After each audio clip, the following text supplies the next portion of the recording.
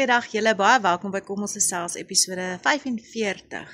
Ek kan eintlik nie glo ons is al by 45 episodes nie en ek hou so daarvan om met julle te gesels oor wie weet wat ook nogal. Maar vandag wil ek graag vinnig praat oor skool. Nou môre begin die skool vir die meeste skole in die land. En vandag is die matriekuitslae uit. Gister was die onafhanklike Raad se uitslae uit. So die koerante is vol van matriekuitslae en ongelooflike stories.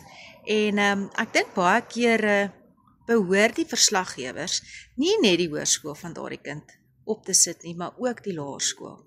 En ek wil so ver gaan om te sê, selfs die kleuterskool.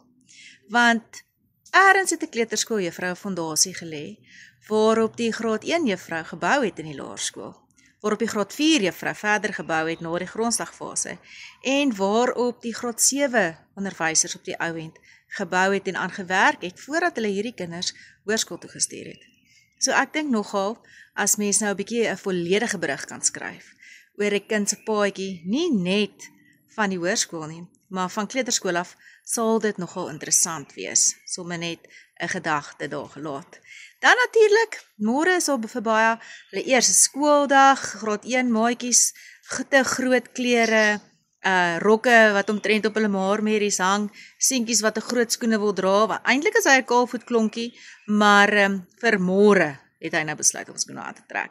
So baie sterkte daarmee. Ek weet heelwat skole het vandag al 'n kuierdag of 'n instapdag en die graad eentjies kan kyk waar hulle sit in die klas en wie hulle juffrou is.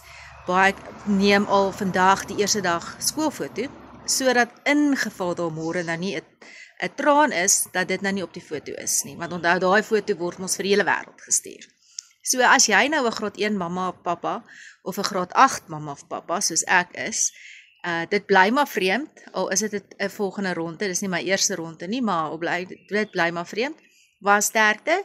As jy matriekouer is, hoop ek dat dit die uitslae wat jy vandag gekry het, was wat vir jou kind gedroom het en gehoop het, en dat hulle na die regte plek toe kan gaan, waar hulle wil wees vir hulle volgende fase in hulle lewe.